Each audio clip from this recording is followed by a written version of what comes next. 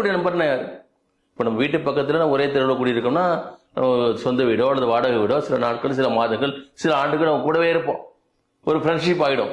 நீங்கள் பயணத்திலே போகிறீர்கள், நீங்கள் படிக்க செல்கிறீர்கள், உங்கள் வேலை பார்க்க செல்கிறீர்கள், அல்லது ஒரு பொது இடத்துல ஒரு வரிசையில் நிற்கிறீங்க, அதில் காய்கறி வாங்க போறீங்க, ஒரு சூப்பர் மார்க்கெட்டுக்கு போறீங்க, துணிக்கடைக்கு போறீங்க, அங்க கூட யார் பக்கத்தில் இருக்கிறாங்களோ அவங்ககிட்ட கூட நீங்க நல்ல முறையில் நடந்துக்கணும்.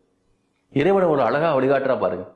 இப்படிப்பட்ட ஒரு மேனரிசம் இருந்துச்சுன்னு வச்சுக்கோங்களேன், அந்த சொசைட்டி எப்படி இருக்கும், அந்த சொசைட்டில குற்றம் இல்லாமல் இருக்கும். நீங்கள் சிங்கப்பூருக்கு பார்த்தீங்கன்னா மக்கள் கியூல அனுப்பாங்க.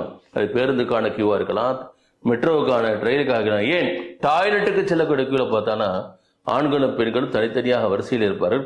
ஒருவர் இன்னொருவரை இடித்து தள்ள மாட்டார்கள். ரெண்டு பேருக்கு வந்து ஒரு சோசியல் குறைஞ்சபட்சம் ஒரு அரை அடியாவது இருக்கும். ஆனா இன்னைக்கு பாக்குறோம், ஒருவர் அவருக்கு வந்து கவுண்டர்ல இருக்கிறவர் தெரிஞ்சவராக இருப்பார். 50 பேர் கியூல இருப்பாங்க, எல்லாத்தையும் தள்ளிட்டு முன்னாடி போவார். நீங்கள் 50 பேருடைய உரிமைகளை நீங்கள் பறிக்கிறீர்கள் என்பதாக பொருள். நம்ம 50 பேர் உங்களை வாழ்த்துவாங்களா?